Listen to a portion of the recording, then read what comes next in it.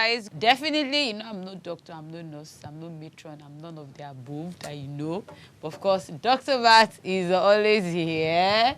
Take you guys through. E-nurse and E-matron. E-matron. Matron on set. Forgotten. Dr. Barth, no, I'm just matron on this set, no other place. Good morning, sir. How are you doing today? I'm good. And you? To see. I'm very well. Always looking good. I mean, Dr. Barth, you come preparing, so me, I always want to come preparing too, because I know say you bring your A game. But anyways, I know you have a big guest in the building today. Yes. So I am just going to let you do. Do you want to introduce him before he comes, or make her go so that? No, let me introduce the topic before I release you. Okay. Yeah. Good morning, viewers at home and around the world. We're happy to be back today on Health Matta. Okay. Today we'll be looking at a different topic from what we had last week. We'll be looking at the risk factors of cardiovascular disease. Now, this became necessary because, as some of us may already know, the world observes on every 29th of September, World Heart Day. Okay? It's an initiative that started in the year 2000, precisely on the 24th of September. And subsequently, it used to hold every last Sunday in September until it got to 2011, okay, when it has to change. So from 2012, it started holding on 29th of September every year. Afterward, leaders came together and took a decision to make efforts to reduce cardiovascular disease by 25%, on or before the year 2025. And of course, that is 4 years from now. So today, we'll have an expert in the building, an interventional cardiologist, who I'm going to introduce shortly. But before then, I would like to release the rest of them. So the matron can go. Yes. Let me go and take care of the patient. Thank you. So we'll be right back shortly. Yes. This year's theme for World Heart Day is Use Heart to Connect. What is it all about?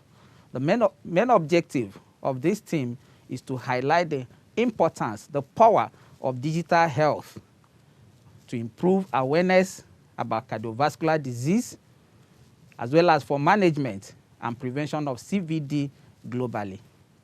At the moment, according to WHO figures, 17.6 million people die annually every year as a result of heart diseases, and about 520 million people are living with CVD across the globe.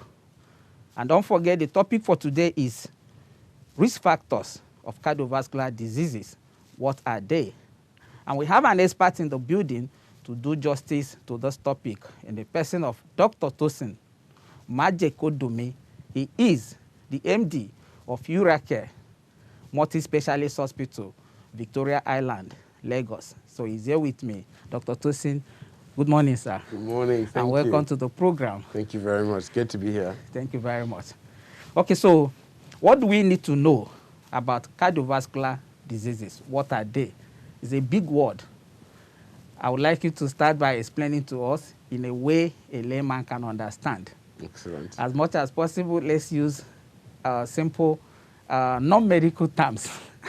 And sometimes it may not be very easy to do so, but I trust you'll do judgment to the topic, sir. So you have the floor. Thank you very much. You're Thank welcome. you very much.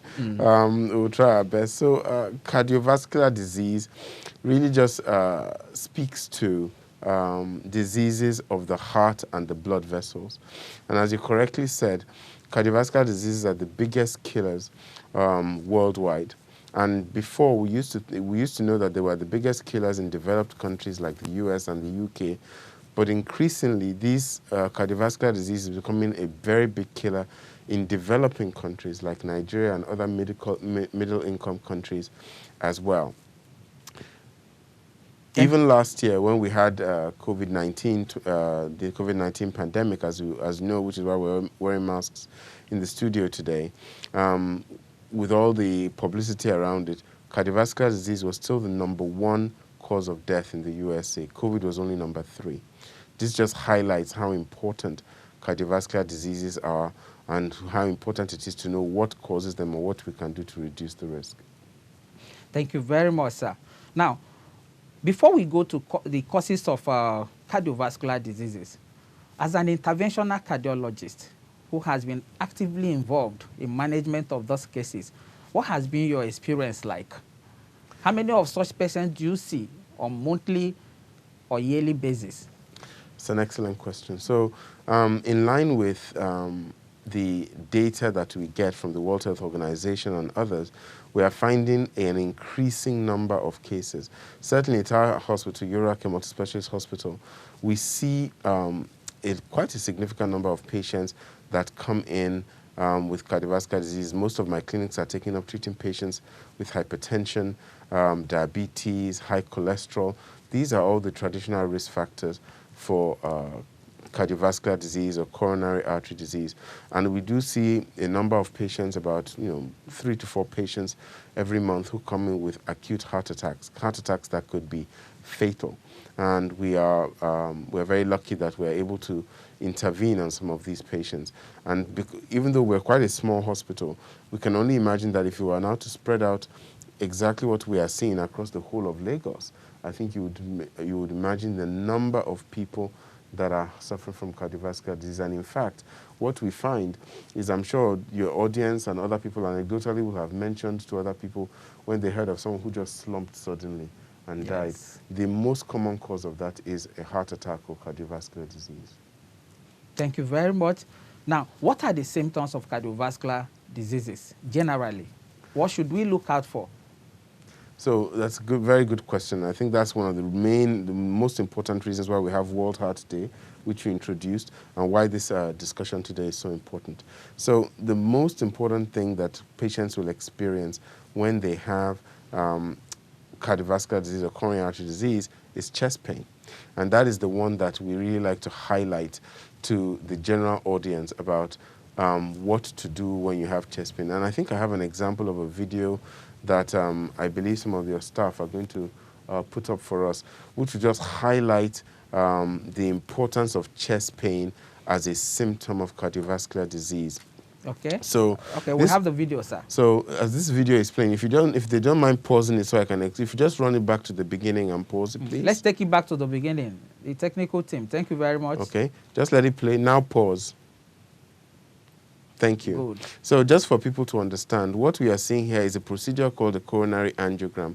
And this was a patient, was a 54-year-old gentleman who came in from outside of Lagos, who had been having a 2-week history of chest pain. And he didn't bother going to the hospital? He didn't go to the hospital. Then 4 days before he came to us, this was 4 days before World Heart Day. Wow. He had a very severe episode of chest pain. The pain lasted throughout the night. He didn't go to the hospital. But in the morning, he now decided to go to a hospital because it was so bad. When he went to a hospital, what they did was they gave him antacids because they thought he was having heartburn. And they gave him that. And then they sent him away and said, maybe sometime down the line, you may consider going to see a cardiologist. He was concerned that he wasn't feeling so well, so he decided to come to Lagos, and he came to see me. He came into the clinic, he told me the story, and immediately I said, this man, I'm very worried about you. We need to check whether you have a blockage in your blood vessel that is causing your chest pain and causing your heart attack. So we took him to the place where we do this procedure called the cath lab. Okay. And what you can see on the top of the screen coming down, that thin structure that looks like that black, is a catheter which is going through his wrist, and it's injecting dye into a blood vessel. And what you can see there is the essence of the dye is to make it visible. Correct, exactly. So it's to make the blood vessel visible, and also follows the path of the blood flow. And what you can see in this video is that the blood vessel is completely blocked in the middle. So if the gentleman would just allow the video to play. Okay, so let's have it go on a little bit. Wow, you see, it's completely blocked. So if you just pause again. Pause. Yes. Okay. So what I've done there is we then used a balloon and a stent to put it into that blood vessel where the blockage is, and then we inflated the stent. And what you can now see is that where that blood vessel was blocked before, you can now see that the blood vessel has fully opened expanded. Up. Yes. Let's play the video, please. Wow. So we then did a couple of things because we noticed that there was a little bit of clot there. We were able to suck some clot out of the vessel, which you can see we've captured there in a little basket that we use in it called the thrombectomy catheter. Wow. And then, as the video keeps on playing, you will now see that when we went to take another picture, there's a little filling defect. Let it play, please. Let it go on. a filling defect there, just where the stent was. So we had to put another stent there. Let it play, please. And then at the end, the vessel is fully sorted out and the patient did very well. Thank you. Thank you very much. Thank you very much. That was fantastic. And all of these can now be done in Nigeria. Absolutely, absolutely. I can remember years ago, over a decade ago, anybody who has such a condition and you don't have the financial capacity to get yourself to any of the overseas hospitals, that may be the end of story for such a person. But I'm happy that that is not anymore. Absolutely, absolutely. Yeah. We are making progress. We are making progress. It's slow, but we're making progress. But the really important reason for showing that video was, and what I want your audience to take away from this is, this gentleman had chest pain. He was very, very lucky to have survived. We did this procedure for him on World Heart Day. Wow. That was the day that he had this problem.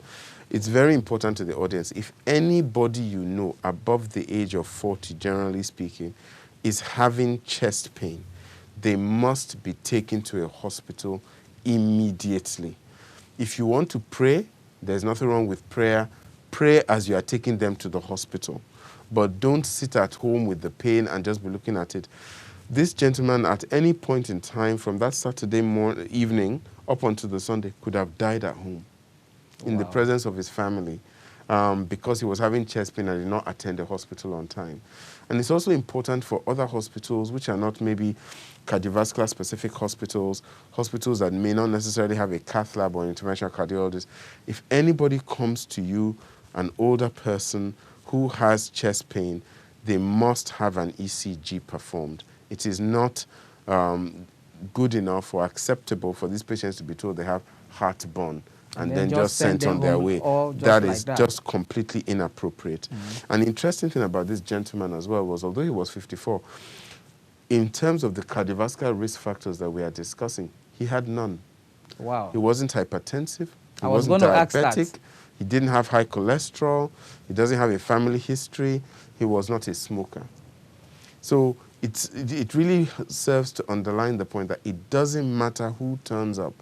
If they are above a certain age, and we usually like to use 40, they're having chest pain, presume it is a heart attack until you have taken every step to show it is otherwise.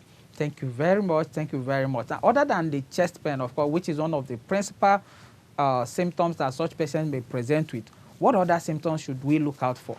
Excellent. So apart from chest pain, which of course we've highlighted as being the most important, other things people can feel is they can feel short of breath. They can just feel breathless. They may feel palpitations. Sometimes they get a pain in their left arm and they can feel that, oh, they have an ache or a pain in their left arm. It is usually associated with chest pain as well. They may feel a pain in their neck. Sometimes people feel it's like a toothache, especially women. So women are just as prone to having heart attacks as men, and they're actually more likely to die of their heart attacks than men, mainly because they present to doctors and doctors think, oh, it's a woman, it can't be a heart attack. Only men get heart attacks. So they get dismissed, they get sent away, and then unfortunately they have bad outcomes at home. So the things to remember: chest pain, short of breath, palpitations, arm pain, neck pain, jaw pain, all these are symptoms of a heart attack. And if under the right circumstances anybody is suspicious, they need to get these patients an ECG. It's a tracing of the heart that can immediately tell a cardiologist or a healthcare provider that this patient is at risk or is currently having a heart attack and needs to be treated quickly. Or needs to be further evaluated. Absolutely. By an expert. Thank you very much. Now, other than, but because in this case you highlighted this gentleman that survived, that had no form of risk factors, what can we say was responsible for his own? I think that for him, it's just genetic. And he didn't have lipid issues, dyslipidemia. No dyslipidemia. I think for him, it's probably an acquired mutation that he has developed that has just made him prone to having coronary disease. Because although that was the artery that we opened for him was the one causing his heart attack, there were other there was evidence in some of his other vessels that he was at risk of having heart attacks as well.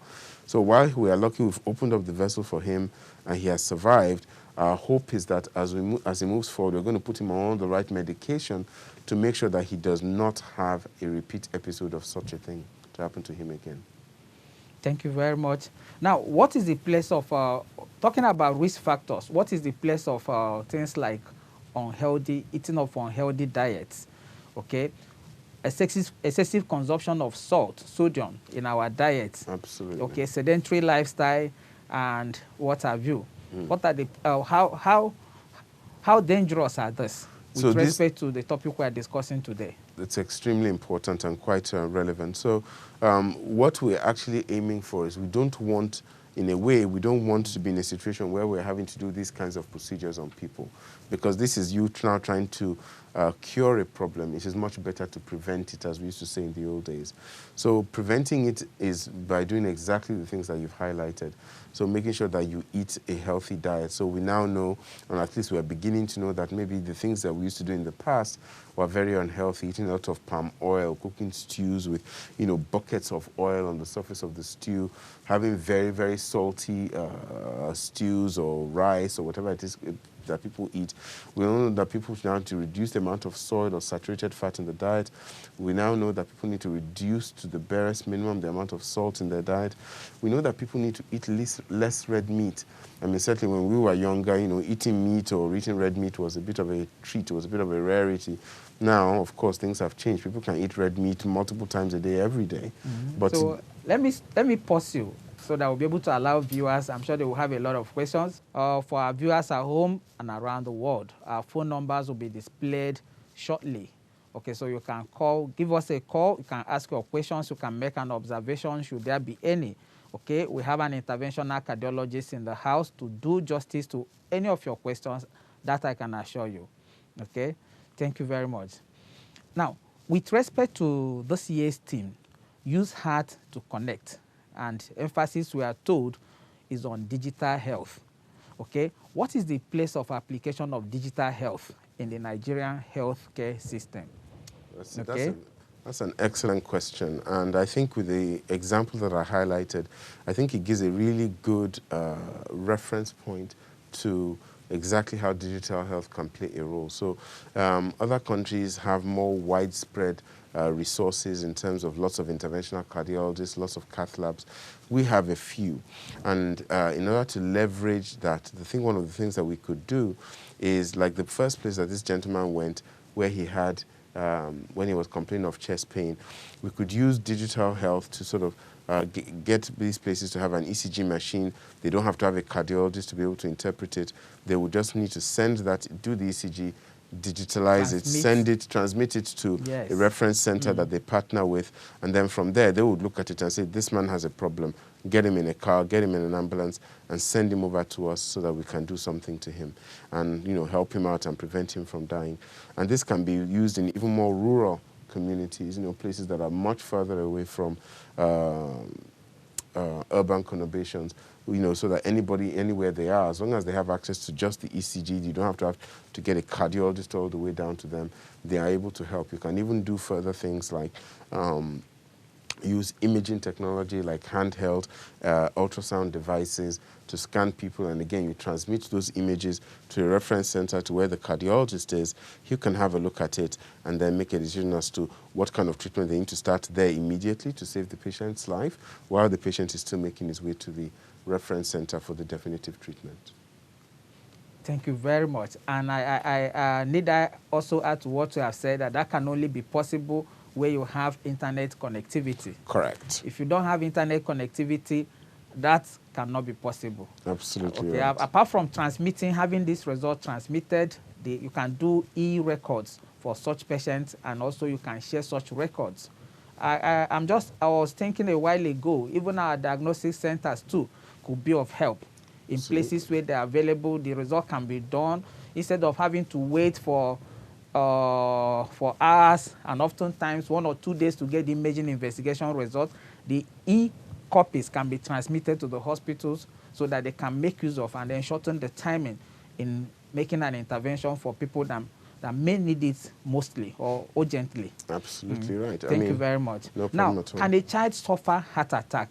I know that some congenital malformations are some of the risk factors that can lead to some of these cardiovascular diseases that we're talking about. What is the place for children, okay, with things like rheumatic heart fever that can happen in a child and some other less common causes. So, thankfully, heart attacks or cardiac arrest in children is actually quite rare. Which is why when we started, I said that, anybody who presents with chest pain above the age of 40, mandatory, they need to get an ECG as part of their evaluation. For children, they can suffer heart attacks in rare circumstances. You've touched on one of them. Rheumatic heart disease in some instances can lead to cardiac problems. There are certain diseases in children. One of them is called Kawasaki's disease. It's just a minute, sir. No Sylvester problem. from Nasarawa. Sylvester, good morning, sir. Good morning, Mr. Sylvester. Are you there? Okay, I think we lost the call. Okay, yes. Continue, sir. So I was just talking briefly about Kawasaki's disease. It's a inflammatory disease that occurs in children, and it affects the blood vessels around the heart, the coronary arteries, and specifically, they can get coronary artery aneurysms, and this can cause heart attacks later on in life. So there are also congenital abnormalities where the blood vessels around the heart do not run in the usual places but run in sort of dangerous places where they can get compressed, and that can also lead to heart attacks as well. So it can occur in children, but it is very, very rare.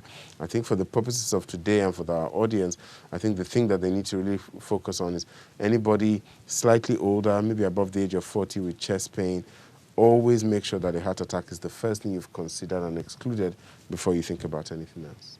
Thank you very much. I do know in medicine, when we talk about risk factors, we usually talk about modifiable as well as non-modifiable. But before that, let's take Debo from Kogi.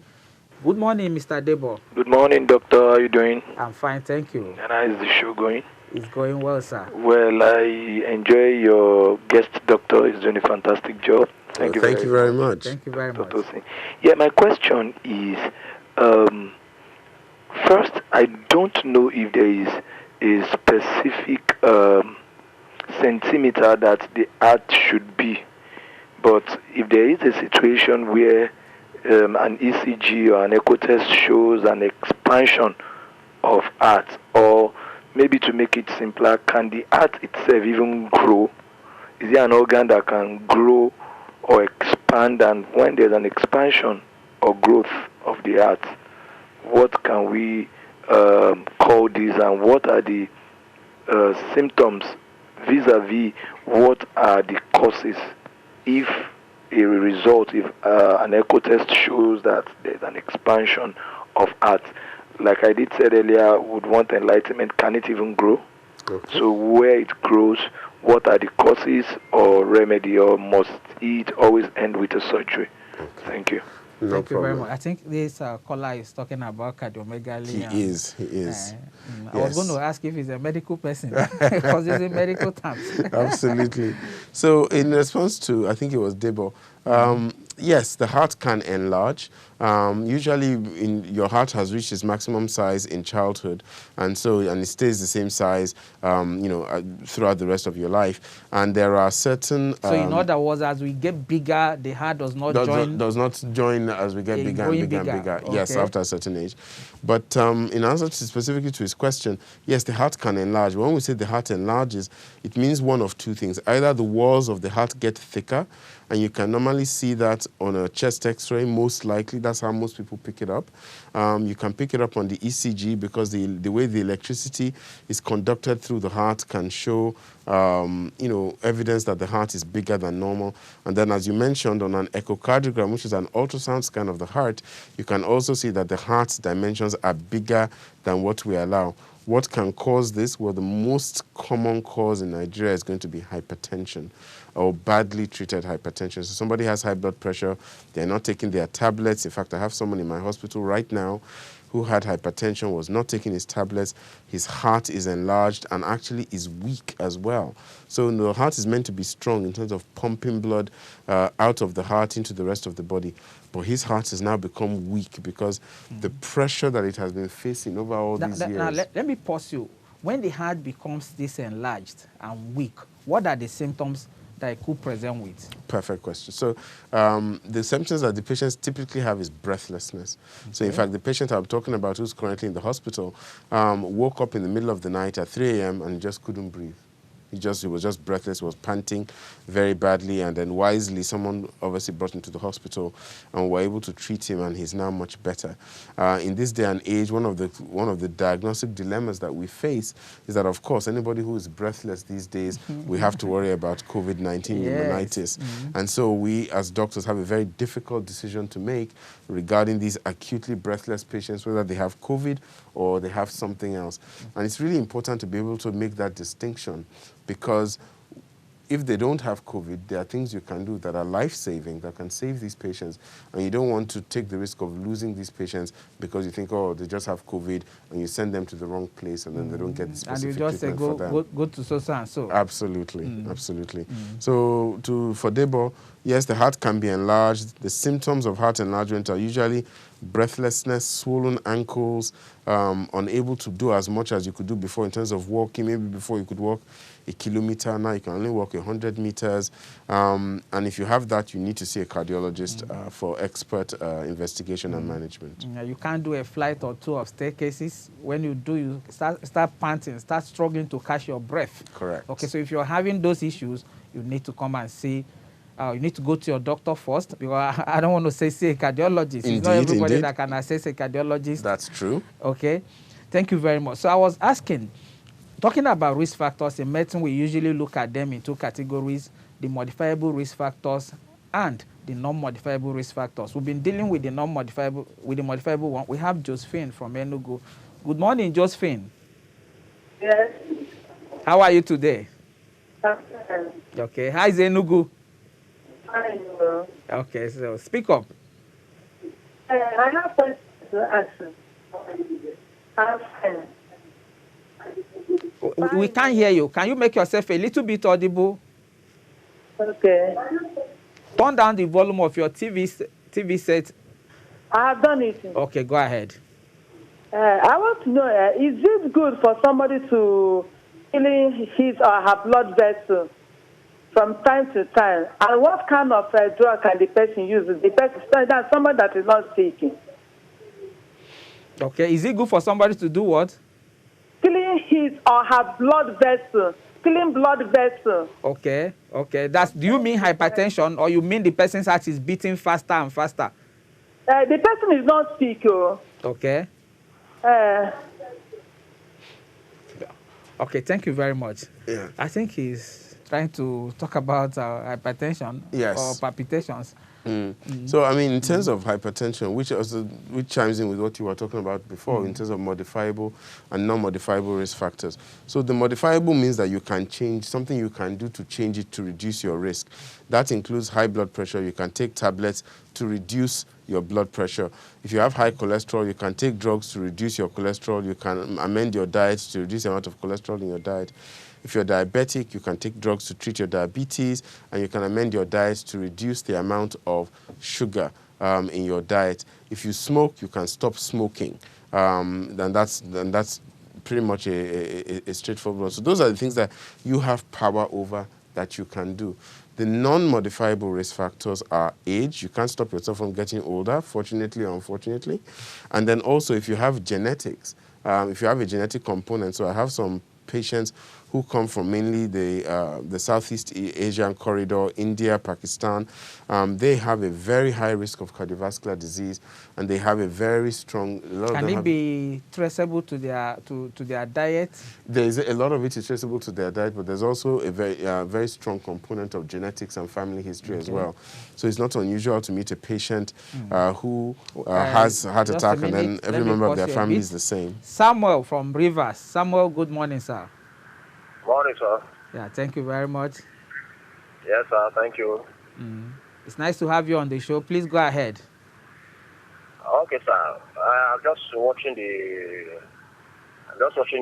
television, and I saw what people are doing, and it's a very good one. So thank you very much. To also, yes, for me to also explain the way I feel. Just like I'm just having this difficulty breathing. Anytime I want to sleep, just only in the night when I want to sleep. I don't know whether it's lack of exercise or maybe I don't know whether maybe my heart is not pumping well because of lack of exercise or what. I don't just know. But How old are you, sir? I'm 40-something, sir. Okay. And do you have hypertension, asthma, or diabetes? No, I've not, sir. Okay. How many pillows do you sleep with at night? Sir? How many pillows do you use in sleeping at night? Just one, sir. Okay. Doctor will do justice to the question. So I can already tell. Thank you for calling. I can already tell the way doctor is asking you questions. He's a bit suspicious that, you know, is this a heart issue? And the questions he was asking were trying to differentiate between whether this is a possible heart issue or not. I think if you notice that you're having difficulty in breathing when you go to sleep at night, that can be a very sensitive sign of a heart that is not working very well. And what I would advise you to do is you need to go and see your doctor as soon as possible for him to run some further tests to check whether it's your heart that is causing this or something else. So really the advice would be to go and see your doctor so that you can have a proper evaluation. Thank you very much. Now, I'll bring you to these two important questions I want to ask you. There are questions I come across always. Drinking of cold water, does it pose any health risk to anybody, and particularly pregnant women? It's interesting. I've come across this. I've come across this from quite an a lot. point of view. Absolutely. So I can categorically say there is no evidence that drinking cold water poses any health risk to anyone, or even for pregnant women. It is purely a matter of personal preference, whether you want warm water or cold water, but there is no risk to drinking cold water to your health whatsoever. I've read a lot of stuff. Sometimes when you get into some eateries, you will be looking at people, room temperature. No, everybody's avoiding cold water. I know. Okay, so I said I was going to ask that question. It's good to dispel these myths. And I think I also asked Dr. Johnson when he came on the same question. The answer he gave was the same as yours. Yes. Okay, so the second one, the issue of cholesterol. Yes. Okay, how do we tackle it? How often should we do checks to see the level of our cholesterol, the lipids in our blood? That's number one. Now, if we discover they are high, apart from the diet modification and readjustment that we're expected to make, and then starting some drugs, statins, how long also should we take those drugs? But before my question, let's take Mercy. Mercy from Lagos. Good morning. Good morning, sir. Good morning. Yeah. Please go ahead.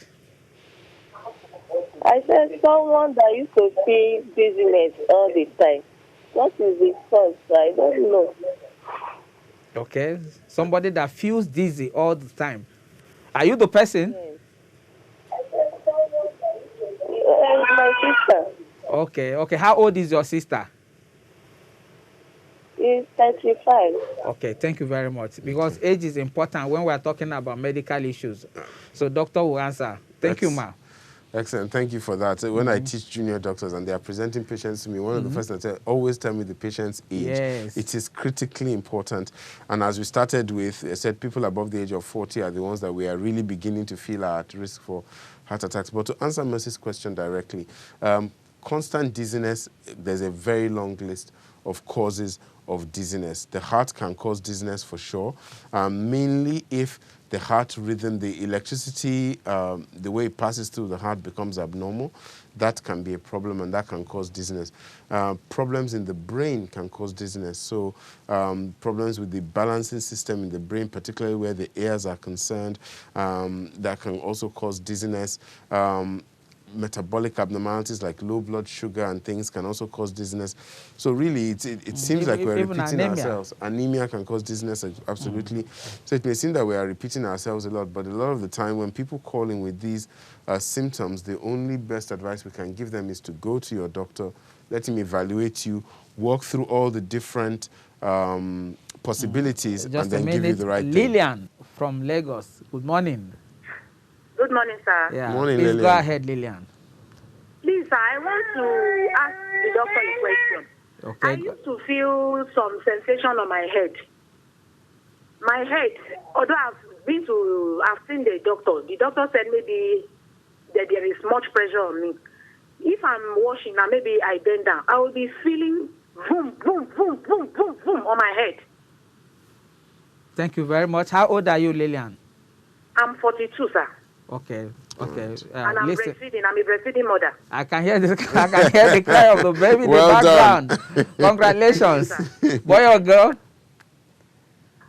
Okay, thank you very much. So, Yes. doctor will respond. Yes. So, I mean, again, Lillian's symptoms, her head feeling like it is expanding, and that feeling she's having, very important. She checks her blood pressure. Because a lot of people with high blood pressure, sometimes what they feel is that sensation of fullness and pounding in the head, or a headache, as they sometimes call it. Very important to check her blood pressure. There are lots of reasons why she may have. And again, she's a breastfeeding mother. Absolutely. Pregnancy induced and all whatnot. That can play a role. So again, she's seen her doctor. The doctor thinks that she may be stressed, but I'm sure he checked her blood pressure, and if it wasn't, then she needs to make sure her blood pressure is checked. Okay, thank you very much. So back to our question on cholesterol. Yes. Okay. So in terms now, before you take the question, let's approach it in two ways. Does the body make cholesterol on its own? And is it only from food sources that we can get cholesterol? Why should we be worried? And how long should the medications? I've seen some people that say they've been on cholesterol drugs for about 10 years. Some say they've been on it for 15 years. Is that right? Is that not over medication? I'm bringing all the questions together. No problem. Because I have an expert who can do justice to them all. No worries. So in terms of cholesterol, the body does make its own cholesterol. Okay. Cholesterol is necessary. Not all cholesterol is bad. Okay. If you had no cholesterol at all, you would be very unwell. Your nerves would not work, your brain would not work properly, and all these kinds of things. So cholesterol is absolutely necessary.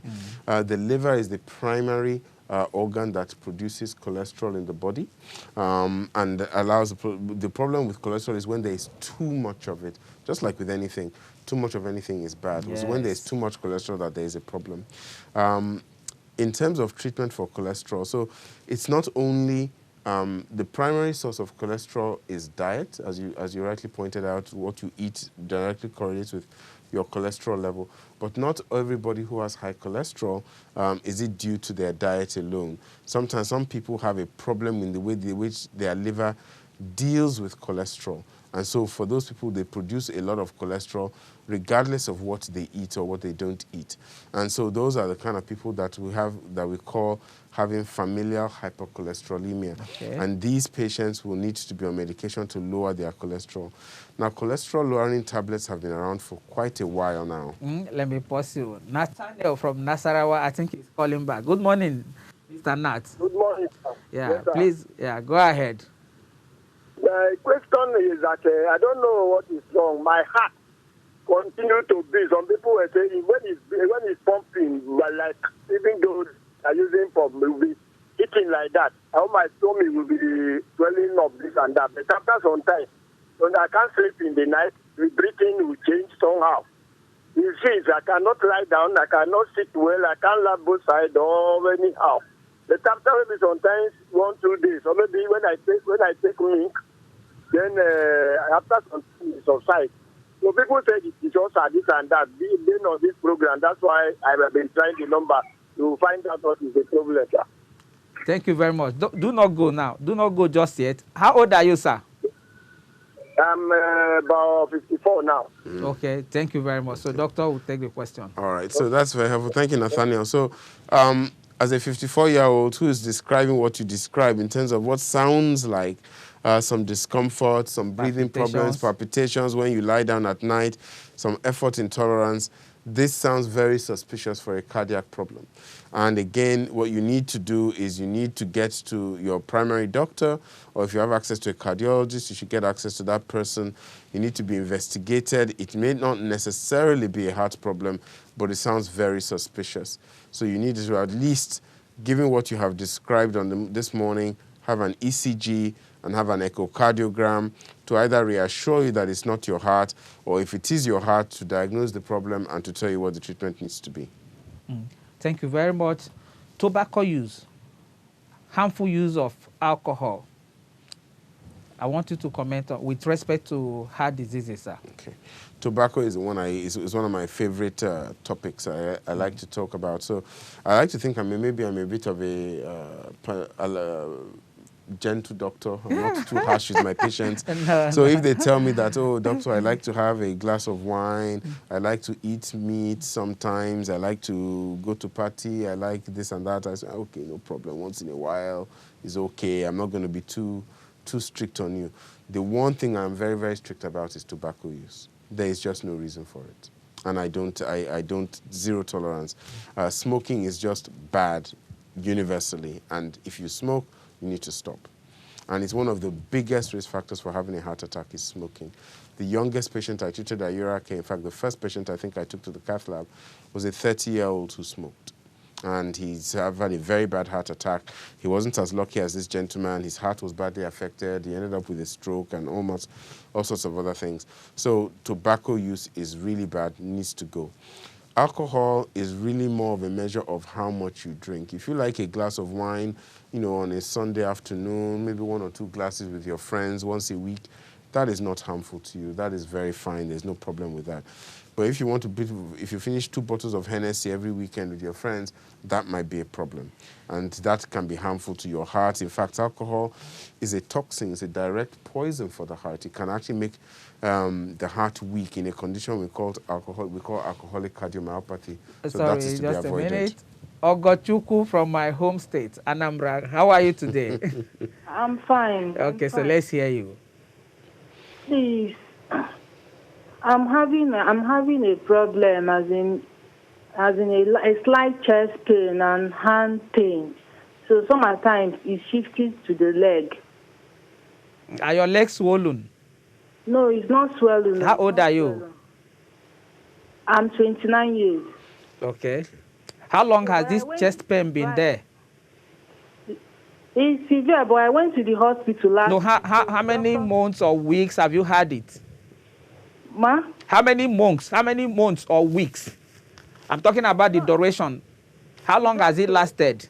It's not a month. No, it's not a month because I just gave birth to a newborn baby. So okay. after then, so I developed an hypertension. So since then, it has not reduced. It's becoming clearer now. Thank you very much. Okay, doctor will sort you out. Doctor has taken a fantastic history as ever. So, you know, she's 29, she's just delivered, she had pregnancy-induced hypertension, she's having some chest pain. To be honest, her chest pain doesn't sound suspicious, but it definitely needs to be taken seriously. So what I would worry about more in a young lady just having given birth, complaining of chest pain, is a blood clot. Blood clots in the lung, for example, can cause funny chest pains immediately after delivery. The blood pressure, we don't know to what level it's well controlled. We need to be sure that her blood pressure is well controlled on the medication that she's taking. We hope that she will only need to be on medication for a short period of time and then can discontinue. However, I want to use this opportunity to stress for the majority of, the vast majority, in fact, of our hypertensive patients, once you are diagnosed as having hypertension, the medication is forever. Thank you very much. Daniel from Delta. Good morning, doctor. Good morning. Good morning. Sir. Nice job there. Thank you very much. Thank you. Yeah, but the Dr. Tosin, right? Yes. Yeah, he said something about alcohol not too long now, and it just catch my fancy as a young boy myself, a young man myself. I would like to know what is the level of alcohol, maybe let's say beer now. Let's use a beer, is 1 or 2 bottles, as in, is that okay for the heart or is it very bad? Excellent question. So okay, but before you ask the question, let me join mine. I do know that in some literature you see for men 2 drinks, okay?